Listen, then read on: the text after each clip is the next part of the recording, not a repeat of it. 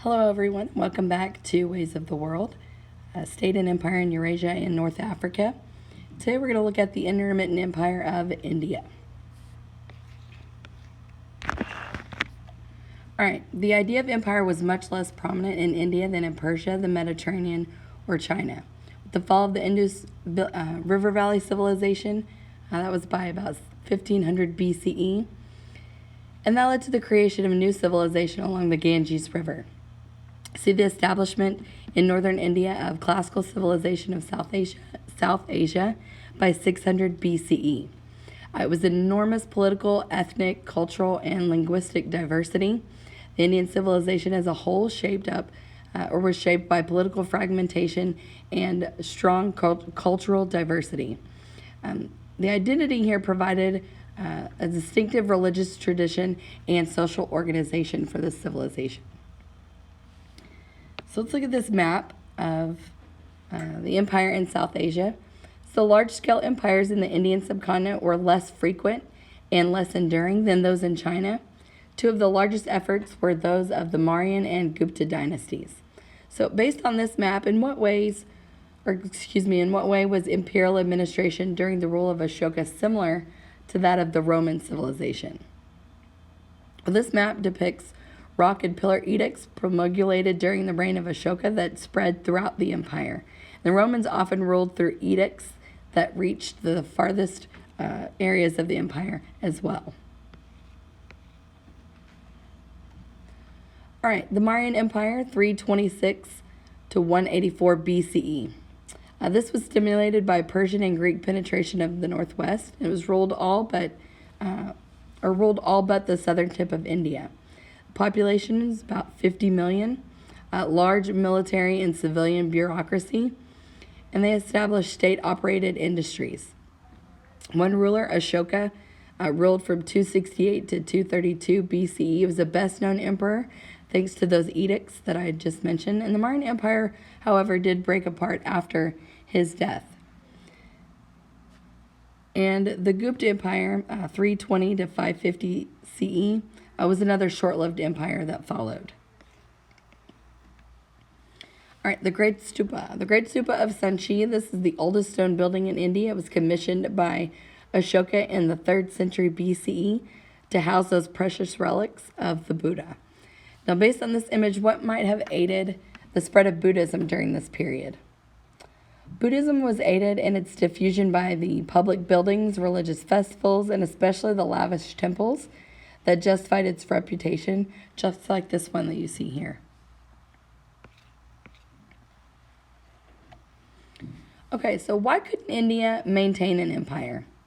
Well, the states failed to command loyalty. There's a great cultural diversity, so you have several different cultures and peoples trying to live under one ruler, and it's hard to unify. Frequent invasions from Central Asia.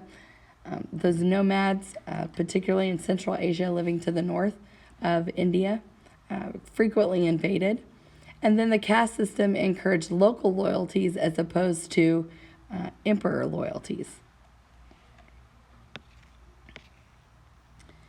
Now, merchants and artisans, we're talking about Indian trade that flourished despite this lack of unity.